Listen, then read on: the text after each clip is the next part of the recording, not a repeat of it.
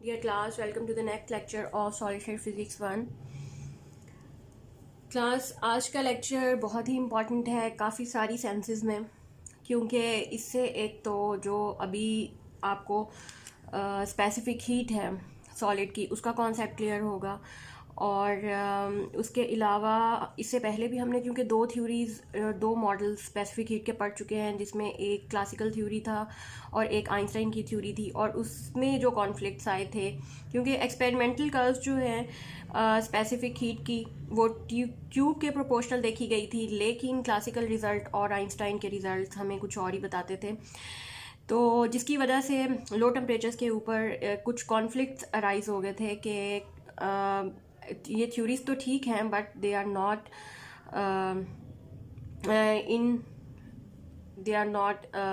Parallel to the real experimental curves.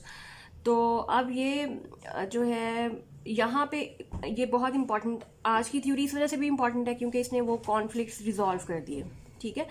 और दूसरा ये कि इसमें अगर आज का लेक्चर आपको समझ आ जाता है तो समझे कि ये सारी थ्योरी आपको समझ आ जाएगी, इसलिए आज के लेक्चर को आपने बहुत ही ध्यान से सुनना है। और इसमें आज के लेक्चर में अभी हम डिवाइस थ्योरी स्टार्ट नहीं करेंगे। डिवाइस थ्योरी को स्टार्ट करने से पहले कुछ चीज़ों का जानना हमारे लिए बहुत ज़्यादा ज़रूरी है, जिसमें से सबसे पहली चीज़ है vibration modes in a continuous medium. इसको तो हम स्टार्ट करेंगे, बट इसको स्टार्ट करने से पहले हम देखते हैं कि डिबाई ने अपनी थ्योरी में कौन सा ऐसा इम्पॉर्टेंट अजम्पशन किया जिससे उसके रिजल्ट्स कुछ चेंज हो गए और कुछ एक्सपेरिमेंटल रिजल्ट के भी क्लोज हो गए। ओके, अब थोड़ा सा बात करते हैं आइंस्टाइन की थ्योरी की।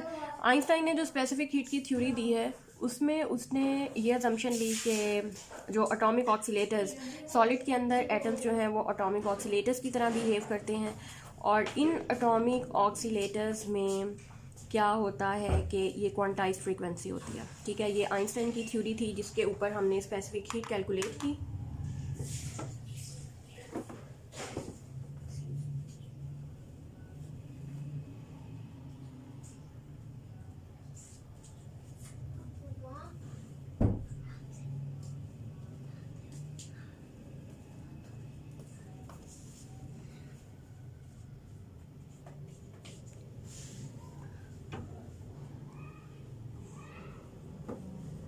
मुझे आपने कलर की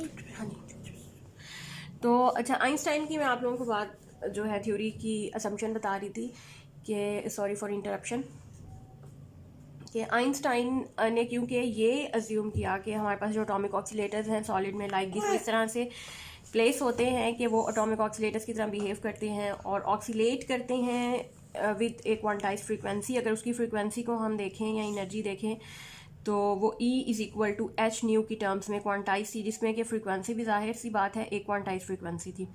लेकिन अब in contrast to the today's model of Debye theory का जो आज हम मॉडल करेंगे, इसने ये वाली असम्पशन टोटली चेंज कर दी। उसने कहा कि नहीं, ये नहीं हो सकता कि हर एटॉमिक ऑक्सीलेटर सॉलिड के अंदर एटम्स इतने क्लोज होते हैं कि वो इंडिपेंडेंटली बिहेव नहीं कर सकते। पहली बात, उनकी फ्रीक्वेंसीज़, उनकी एनर्जीज़, उनकी फ्रीक्वेंसीज़ आपस में स्ट्रॉन्गली कपल्ड होती हैं, उनकी मोशन स्ट्रॉन्गली कपल्ड होती हैं, और इंडिपेंडेंट फ्रीक्वेंसी के साथ ये ऑक्सीलेट नहीं कर सकते। इनकी ऑक्सीलेशन स्ट्रॉन्गली कपल्ड है, तो ये नहीं हो सकता कि ये किसी एक क्वांटाइज फ्रीक्वेंसी से मूव करें। असल में ये फिर पहला जो कॉन्टेंट हमारा बना वो ये था, इस थ्योरी का पार्ट था डिवाइस थ्योरी का। पहली एजम्पशन यही थी कि फ्रीक्वेंसी एक क्वांटाइज नहीं होगी, बल्कि ये it ranges from zero to nu maximum. ये एक स्टार्ट लोअर लिमिट से स्टार्ट होगी, ज़ीरो से, अगर न्यू एम, जिसको हम डिवाई फ्रीक्वेंसी भी बाद में कहेंगे, न्यू एम या कोई भी मैक्सिमम ऐसी फ्रीक्वेंसी है जहाँ तक ये जाएगी। तो एक रेंज ऑफ फ्रीक्वेंसी है जिसके दरमियान ये आपका सॉलिड कि जो अंदर लास्टिक वाइब्रेशंस हैं वो प्रोड्यूस होंगी। ये बात आपने, अगर आपको इस तरह की समझ आ गई कि अब हमारा आज का कॉन्सेप्ट क्या है, तो अब समझिए कि अब ये थ्योरी आपके लिए मुश्किल नहीं होगी।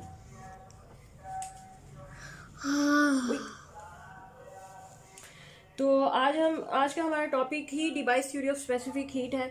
तो अब डिवाइस ने क्या किया है, कंटिन्यूस लास्टिक सॉलिड लाइक इस तरह का एक सॉलिड उसने एज्यूम किया है, और उसके अंदर अब हम वाइब्रेशनल मोड्स पहले कैलकुलेट करेंगे। Vibrational modes in a continuous medium, ये हम कैसे कैलकुलेट करेंगे कि एक तो हमने अजम्पशन देख लेनी है कि हमारे पास फ्रीक्वेंसी रेंज होगी, क्योंकि ये स्ट्रॉन्गली कपल्ड मोशन है तो एक फ्रीक्वेंसी तो पॉसिबल नहीं है। There would be a range of frequency from 0 to nu maximum.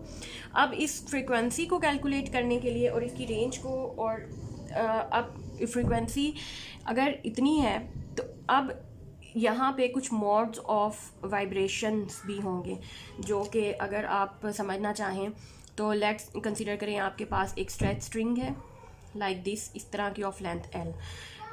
From school physics हम इसमें से हमेशा प्लग करते हैं स्ट्रिंग को और इसमें एक वेव प्रोड्यूस होती है। फॉर एग्जांपल लेट्स सपोज एक वेव प्रोड्यूस हुई, ये इसका पोर्शन है फ्रॉम A टू B।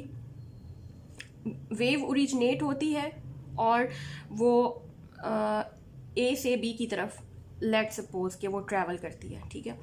अब B से जब वो टकराएगी, रिफ्लेक्ट हो जाएगी, आफ्टर रिफ्लेक्शन वापस आएगी, तो हमारे पास अब इसी स्ट्रिंग L में एक नहीं बल्कि दो वेव्स होंगी, एक इन गोइंग होगी, एक आउट गोइंग होगी। दोनों ही, एक इन गोइंग और आउट गोइंग जो रिफ्लेक्ट होके वापस आएगी, वो दोनों जब आपस में इंटरफेयर करेंगी तो यहाँ पर आपके पास स्टैंडिंग वेव्स बन जाएंगी कुछ इस किस्म की। ये आप स्कूल फिज़िक्स और कॉलेज फिज़िक्स में इस किस्म के वेव्स के मॉड्स स्टडी कर चुके हैं, जिसमें कि आपके पास स्टैंडिंग वेव प्रोड्यूस होती है। और अच्छा, अब इस वेव में क्या होगा कि नोड्स और एंटी नोड्स प्रोड्यूस हो जाएंगे, तो इसका एक शार्प किस्म का आपके पास एम्पलीट्यूड भी आएगा यहाँ पे, जिसके साथ ही वाइब्रेट करेगी और इसमें नोड्स आ जाएंगे।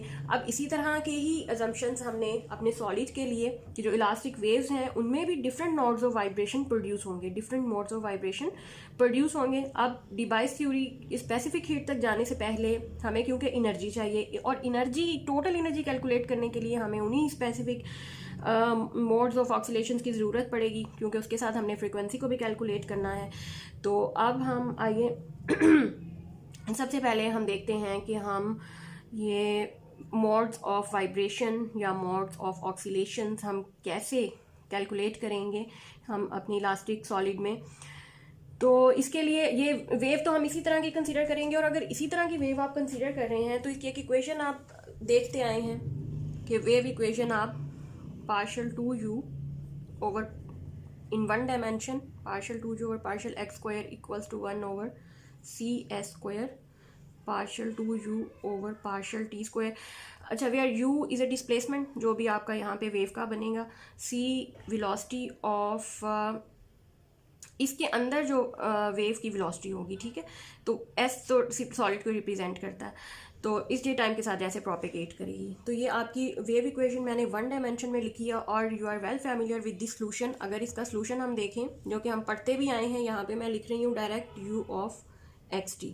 इसी वेव इक्वेशन का सोल्यूशन है a sine n pi x over l cos 2 pi nu n और t। न्यू यहाँ पे फ्रीक्वेंसी है, ये मेरे पास आ गई इक्वेशन 6.18। अब इसमें क्योंकि अब हमारे पास यहाँ पे जो n आ रहा है, यही वो मोड ऑफ ऑक्सीलेशन हैं जो हमने, वाइब्रेशन मोड हैं जो हमने कैलकुलेट करने हैं। जाहिर है ये पॉजिटिव इंटीजर होगा, वेरी कर सकता है, इक्वल टू 1 हो सकता है, ग्रेटर देन 1 हो सकता है। और इसके साथ ही अगर ये हमें अब वेव की पता चल गई है कि किस तरह की वेव्स हैं, कैसा उसका एम्पलीट्यूड है, तो हम स्टैंडिंग वेव के लिए जो वेवलेंथ लिखेंगे वो डायरेक्ट भी, बल्कि मुझे इनडायरेक्ट पहले इसको वेवलेंथ, जैसे कि हम स्टैंडिंग वेव के लिए length of this wire for standing wave हमें पता किसके बराबर होगी, n लैम्डा n बाई 2। ये स्टैंडिंग वेव की ही इक्वेशन से, स्टैंडिंग वेव के लिए ये कंडीशन भी हम पढ़ चुके हैं। मैं यहाँ पे दोबारा रिप्रेजेंट करती है क्योंकि n यहाँ पे मोड्स ऑफ ऑक्सीलेशन प्रोड्यूस होंगे, modes of vibration, lambda wavelength होगी वेव की, और l लेंथ होगी वाई की। यहाँ से हम लैम्डा n निकाल सकते हैं 2l by n for standing wave condition. और अगर देखें अब लैम्डा n आपके पास 2l बाय n है, वेयर n आप याद रखें कि आपके मोड ऑफ ऑक्सीलेशन जो आपने कैलकुलेट करने हैं, तो यहाँ से हम वेलोसिटी, इसकी फ्रीक्वेंसी भी निकाल सकते हैं, क्योंकि फ्रीक्वेंसी हम निकालेंगे v is equal to f lambda वाले फार्मूले से। तो ये हो जाएगी frequency nu equals to v over lambda n। तो ये मेरे पास इसकी यहाँ से मैं कैलकुलेट कर लूँगी, न्यू n हो जाएगा, v वेलोसिटी हमारे पास यहाँ पे सी एस है डिवाइडेड बाय लैम्डा n, और लैम्डा n है c s divided by lambda n है 2l ओवर n, और वो n मेरे पास ये आ जाएगा। तो ये हमारे पास न्यू n फ्रीक्वेंसी, यहाँ से हमें ये भी पता चल जाता है कि हमारा फ्रीक्वेंसी स्पेक्ट्रम डिस्क्रीट है, ठीक है। मतलब पूरा फ्रीक्वेंसी स्पेक्ट्रम आएगा, आप n की वैल्यूज पुट करते जाएंगे, फ्रीक्वेंसी का एक रेंज, एक पूरा स्पेक्ट्रम बनता जाएगा। तो अब इसके बाद अब हमारे पास यहाँ से हम कैलकुलेट कर सकते हैं कि हमारा मोड ऑफ वाइब्रेशन n कितना आ जाएगा। यहीं से ही लें, इसी इक्वेशन से अगर मैं देखूं तो n equals to 2l nu n divided by c s, और दिस इम्प्लाइज दैट अगर डी एन लें 2l over C S constant और साथ डी न्यू। मतलब कि आप देखिए यहाँ पे हमारे पास एक स्पेक्ट्रम बन रहा है फ्रीक्वेंसी का, और वो हम कैसे कैलकुलेट कर सकते हैं उनके मॉड्स, इस फार्मूले से। ये डी एन वाला हमारा फार्मूला आ गया है, ये आपकी इक्वेशन बनती है 6.21।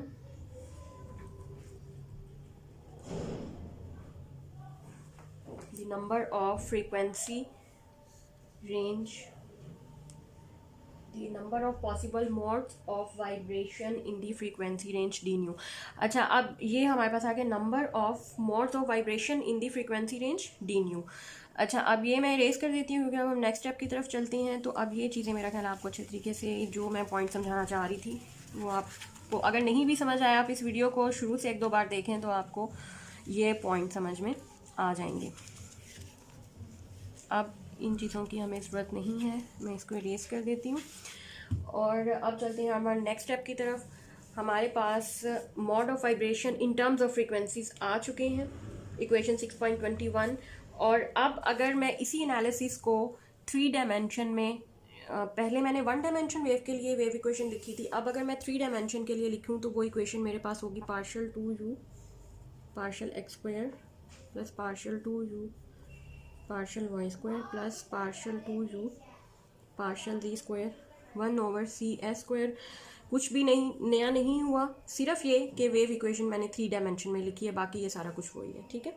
इसके बाद अब इस इक्वेशन का सॉल्यूशन मैं लिखूंगी x u of x y z t a sine n x pi x over l sine n y pi y over l sine n z pi z over l, और साथ ये time वाली phase वाली term cos 2 pi nu t। ये इसी का solution है। और अब यहाँ पे हमारे पास n x n y n z, क्योंकि मोड्स ऑफ वाइब्रेशंस हैं, ये सारे पॉजिटिव हैं और ग्रेटर आर इक्वल टू 1 होंगे। और इसके बाद अब हम क्या करेंगे कि अब हमने ये करना है 6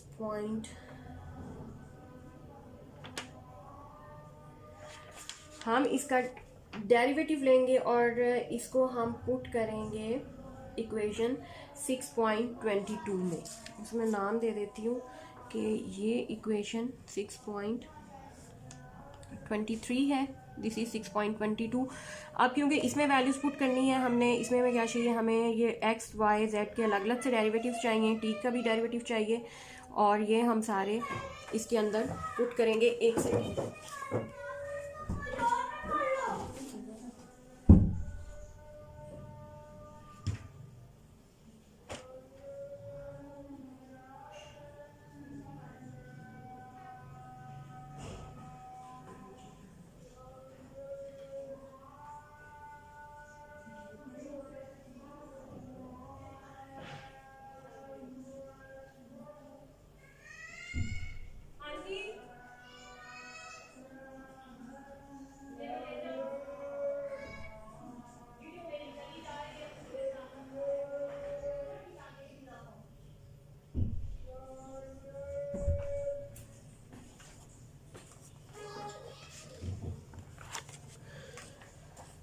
ओके, अब हम, मेरा रजिस्टर बाहर रह गया था जिसमें मैंने खुद प्रूफ किया हुआ है,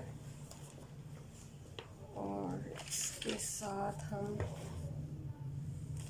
जी ओके, अब हम इसके u भी है हमारे पास, इक्वेशन भी है जिससे हमने सोल्यूशन कैलकुलेट करना है। तो यहाँ से हम क्या, हम डेरिवेटिव्स लेते जाएंगे इस इक्वेशन से और वो इस इक्वेशन के अंदर पुट करते जाएंगे। वो देखिए हम किस तरह से लेंगे।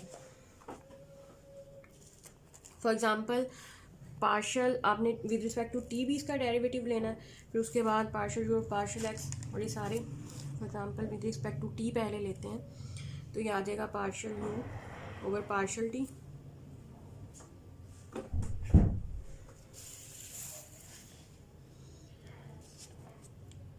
Minus a sine n x pi x over l sine n y pi y over l sine n z pi z over l. और क्योंकि हम विद रिस्पेक्ट टू टी ले रहे हैं तो हमारे पास सिर्फ इस टर्म का डेरिवेटिव आएगा, वो minus cos 2 pi nu t का derivative sine 2 pi nu t, और फर्दर डेरिवेटिव इसका 2 पाई न्यू, ठीक है। वो मैं इसके साथ अलग से 2 पाई न्यू अलग से लिख देती हूँ। अब एक और डेरिवेटिव आपने लेना है, पार्शल 2 जो होगा पार्शल टी स्क्वायर, जल्दी जल्दी लेते हैं, minus a 2 pi nu whole square, जो यहाँ आना था वो मैंने यहाँ लिख दिया, और बाकी सारा कुछ वैसे, sine n x pi x over l sine n y pi y over l sine n z pi z over l, और साथ साइन का derivative cos 2 pi nu t. और अगर आप गौर से देखें तो ये minus a 2 pi nu whole square, और ये ए भी बल्कि आप यहाँ पे लगाएंगे इसको, इसके अलावा माइनस और इस टर्म के अलावा बाकी सारा आपके पास यू, अगेन यू फंक्शन बन गया है, तो इसको आप लिख सकते हैं u of x y z t, ये इसके बराबर अगर पार्शल 2 और पार्शल टी स्क्वायर। इसको मैं एक इक्वेशन कर देती हूँ, फॉर एग्जांपल से लेट इट से इक्वेशन नंबर 1, इसको मैं इक्वेशन नंबर 1 कर दिया। अच्छा, अब ये राइट हैंड साइड का डेरिवेटिव मैंने लेके एक तरफ रख दिया, ठीक है। अब हमने लेफ्ट हैंड साइड पे जो डेरिवेटिव्स हैं ये कैलकुलेट करने हैं, और फिर हमने वापस उसको इसी इक्वेशन में पुट करना है। तो उसके लिए अब मैं ये पार्शियल एक डेरिवेटिव लेके आपको दिखाती हूँ। For example partial you over partial x पहले आप कैलकुलेट करते हैं इसी इक्वेशन से, तो ये मेरे पास आ जाएगा, क्योंकि हमने with respect to x calculate करना है, बाकी सारा कुछ वैसे ही, बाकी सारी अवाम वैसे ही आएगी। तो ये ए साइन का डेरिवेटिव आ जाएगा cos n x pi x over l sign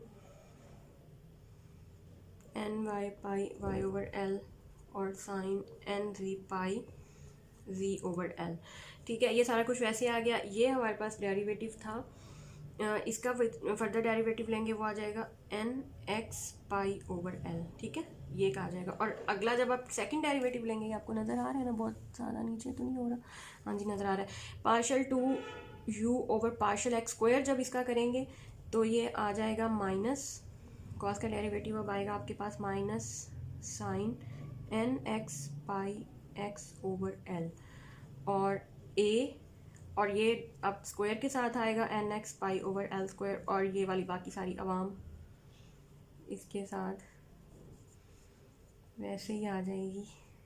और इस तरह से, लेकिन ये होगा कि जब आपने एक कैलकुलेट कर लिया है तो अब आपके लिए वाई और जी के साथ कैलकुलेट करने आसान हो जाएंगे। देख लें, अगर आप कहते हैं तो मैं कैलकुलेट कर देती हूँ, वरना वो इसी तरह का ये पार्शल 2 जो पार्शल एक्स को जैसे आपने किया ना, मैं उसको डायरेक्ट लिखने लगी हूँ, ठीक है, क्योंकि अब आपको एक का प्रोसीजर मैंने बता दिया, दूसरे बिल्कुल सेम इसी तरह के हैं। वीडियो लेंथ में चेक कर लेती हूँ, वीडियो लेंथ काफ़ी ज़्यादा लंबी हो गई है, तो मैं इसको यहाँ पे